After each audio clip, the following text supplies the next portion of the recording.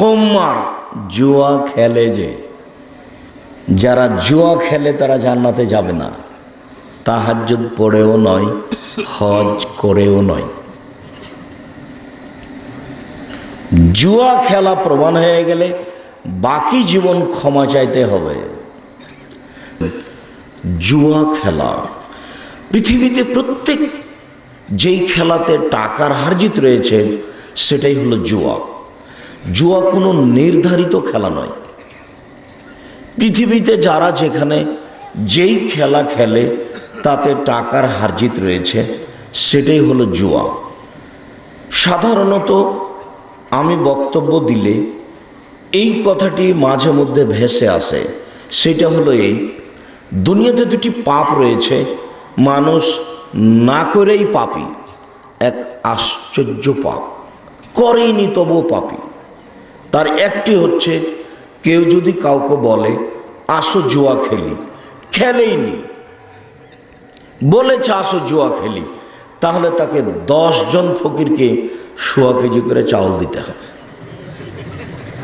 আশ্চর্য পাপ, খেলেইনি, খালি বলেছে আসো খেলি, উকা মেরোকা, আসো আপনার সাথে আমি জুয়া খেলি, তাহলে তাকে কাফারা দিতে হবে। বললো কেন এই কথা? 12.5 কেজি চাউল জরিমানা দিতে হবে এই কথাটুকু বলার জন্য। আরেকটা পাপ আছে দুনিয়াতে, না করেই পাপী। সেটা হচ্ছে কোনো মহিলা, কোনো নারী সাজগোজ করে, পাউডার মেখে, রং ঢং করে পুরুষের পাশ দিয়ে হাঁটল, তাহলে সে ব্যভিচারিণী, সে ব্যভিচারিণী, ব্যভিচারিণী। রাসূল সাল্লাল্লাহু আলাইহি সাল্লাম কথাটি 2 বার বললেন, 3 বার বললেন, অথচ জেনা করেইনি। আল্লাহ নবী তাকে বললেন, ও ব্যভিচারিণী, ও ব্যভিচারিণী, ও জেনা করেনি। এ কথা মুহাম্মদ সাল্লাল্লাহু আলাইহি সাল্লাম বলেন। অথচ আপনার মেয়ে, আপনার স্ত্রী রং ঢং করে আজও এসেছে। কেন? আপনি কাপুরুষ হয়ে যান না? আপনার ভিতরে তো কোনো পুরুষত্ব নেই। আপনি তো আর সংসার ভালো করে পরিচালনা করতে হবে এটা তো আপনি প্রয়োজন মনে করেন না। এখানে একটা কথা আপনাকে বলে রাখি, আমি হয়তো বা ভুলে যেতে পারি, যার কারণে কথাটা আমার মাথায় এসেছে, এখানে বলে রাখি।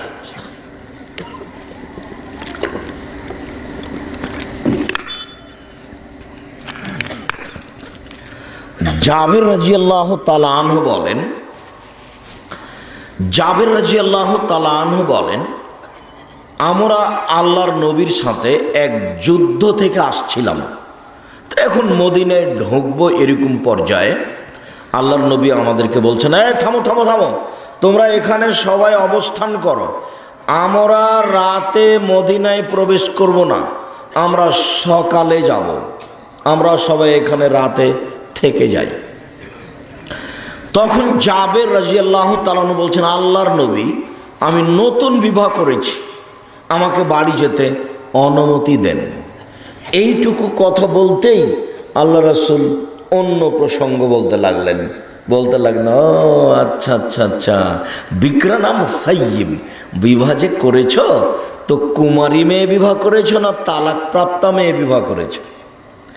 তখন জাবের রাদিয়াল্লাহু তাআলা বললেন, সাইয়্যিব, তালাক প্রাপ্তা মেয়ে বিবাহ করেছি।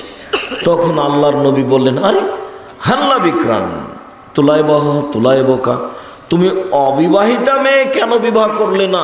তুমি তার সাথে খেলতেও, তোমার সাথে খেলতো। আরে তুমি কুমারী মেয়ে কেন বিবাহ করলে না? তুমি তার সাথে খেলতেও, তোমার সাথে খেলতো। রাসূল সাল্লাল্লাহু আলাইহি সাল্লাম এই পর্যন্ত বলতেই জাবের রাদিয়াল্লাহু তাআলা আনহু যে উত্তরটা দিচ্ছেন সেটা আপনার আর আপনার স্ত্রীর, ওটা খুব মনে রাখতে হবে। এখন যেটা বলতে যাচ্ছে, উপস্থিত বৈঠকের মুসলিম বোন একটু খেয়াল করেন। মেয়ে, কথা বলছো কেন? ঢং ঢং করে এখানে এসেছো, মাথায় কাপড় নাই কেন? তোমার মাথায় কাপড় দাও। তোমার বাপ তো কাপুরুষ, তোমাকে তো কিছু বলে না। তুমি কেউ মনে করছো আমরা তোমাকে ছাড় দিয়ে কথা বলবো? আমি তো একজন মুসলিম, তুমি একজন মুসলমানের মেয়ে, তোমার শরম হয় না কেন? তোমার হায়া হয় না কেন? তোমার লজ্জা হয় না কেন? তুমি ক্লাস 10-এ পড়ো, যেদিন তুমি ক্লাস 8-এ উঠেছো সেদিন তোমার হায়েজ হয়েছে, তুমি এখন পূর্ণ যুবতী মেয়ে, তুমি মাথায় কাপড় দাও না কেন? কোন সাহসে তুমি এভাবে চলো? তোমার লজ্জা হয় না, শরম হয় না? কথা বন্ধ করো। তোমার জন্য বলছি কথা। সম্মানিত দ্বীনি মুসলিম বোন, আপনি একটু লক্ষ্য করুন আপনি কেমন মা, আপনাকে বিবেচনা করার জন্য আমরা অনুরোধ জানাচ্ছি। জাবের রাদিয়াল্লাহু তাআলা আনহু বলেন, আল্লাহর নবী, আমার বাপ উহুদের যুদ্ধে মারা গেছেন 6টা মেয়ে রেখে। আমার এখন 6 জন বোন আছে। আমার বাপ উহুদের যুদ্ধে মারা গেছেন 6 জন মেয়ে রেখে। আমার 6টা বোন আছে। আমি আমার বোনদের বয়সের মেয়েকে বিবাহ করতে চাইনি। আমি আমার বোনদের বয়সের মেয়েকে বিবাহ করতে চাইনি 3টি কারণে। এক, এমন মেয়েকে আমি বিবাহ করেছি যেন সে তুয়াদ্দেবা হন না, আমার বোনদেরকে শিষ্টাচার শিখাতে পারে, শিষ্টাচার দিতে পারে। বলো যুবক, তোমার বোন এখানে মাথায় কাপড় দিয়ে নেই, এই শিষ্টাচার আমি শিখাবো না তোমার মা। আমি এমন একটি মেয়েকে বিবাহ করেছি যে আমার বোনদেরকে শিষ্টাচার দিতে পারে। 2, বলে তুয়াল্লেমা হন না, আমার স্ত্রী যেন তাদেরকে শিখিয়ে দিতে পারে। 3, বলে তুরাজ্জেলা হন না, তারা আমার স্ত্রী যেন তাদের মাথার চুল চিরুনি করে দিতে পারে। সৌদি আরবের মাটিতে জন্মের 7ম দিন আকিকার দিন মাথার চুল নেড়ে করা হয়। আর কোনো দিন মেয়েদের চুল তারা ছোট করে না। তারা মনে করে না যে মেয়েদের মাথার চুল কাটা যাবে, মনে করে জায়েজ নয়, যার কারণে তারা মাথার চুল কাটে না। ছোট বাচ্চারই মাথায় চুল বড় বড় হয়ে যায়।